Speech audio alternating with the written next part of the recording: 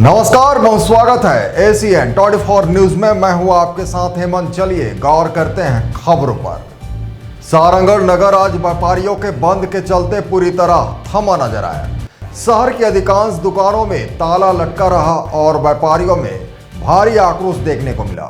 दरअसल 21 मई को रानी लक्ष्मीबाई कॉम्प्लेक्स स्थित बॉयज कलेक्शन कपड़ा दुकान में घुसकर 3 युवकों द्वारा संचालक के साथ मारपीट की गई थी।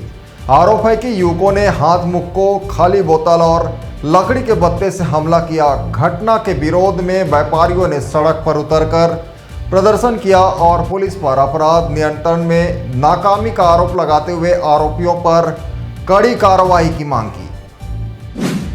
सारंगढ़ के मुख्य बाजार में सुबह से ही सन्नाटा पसरा रहा। व्यापारियों ने अपनी दुकानें बंद रखकर घटना के खिलाफ एकजुटता दिखाई। इस दौरान व्यापारियों ने प्रशासन और पुलिस के खिलाफ नाराजगी जताई। व्यापारियों का कहना है कि लगातार बढ़ते अपराधों से व्यापारी वर्ग खुद को असुरक्षित महसूस कर रहा है। वहीं प्रदर्शन के दौरान पुलिस से आरोपियों की जल्द गिरफ्तारी और शहर में कानून व्यवस्था मजबूत करने की मांग की गई। व्यापारियों ने चेतावनी दी है कि यदि जल्द सख्त कार्रवाई नहीं हुई तो आंदोलन को और उग्र किया जाएगा।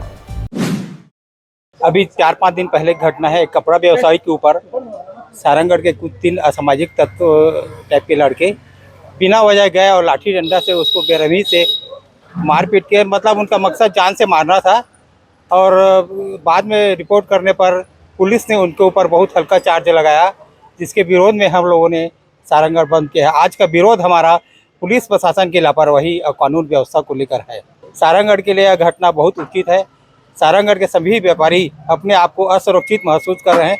कानून व्यवस्था लचर है, पुलिस निष्क्रिय है, अपराधियों के हौसले बहुत बुलंद है।